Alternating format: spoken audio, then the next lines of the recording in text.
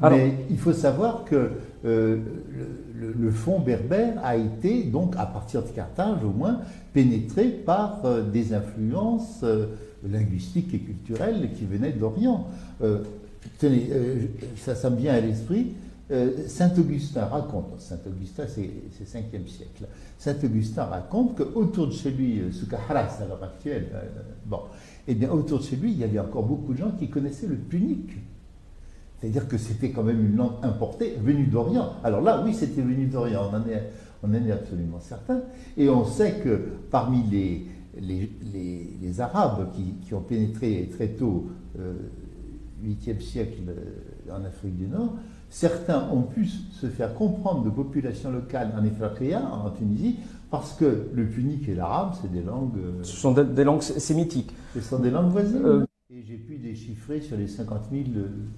250, 300 inscriptions romaines, en latin. Et c'est là que je me suis aperçu que ce que disaient certaines de ces inscriptions, c'était une espèce de, comment dire, de propédeutique de l'islam. Je peux vous donner, là ce n'est pas en Algérie, à l'heure actuelle ça s'appelle Al-Fahs. C'est à mi-chemin entre Tunis et la frontière algérienne actuelle. C'était le règlement d'accès au temple d'Asclépios. En punique, on disait Eshmaos.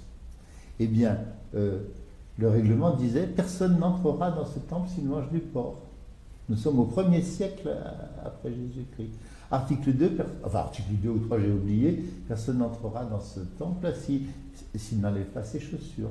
Personne n'entrera s'il est une femme, s'il n'a pas le visage couvert. C'est-à-dire que vous avez l'impression que tout y est. Nous sommes 6 siècles avant l'islam, qui annonce, pour ma part, qui annonce ce qui sera la focalisation musulmane, le tawhid, c'est-à-dire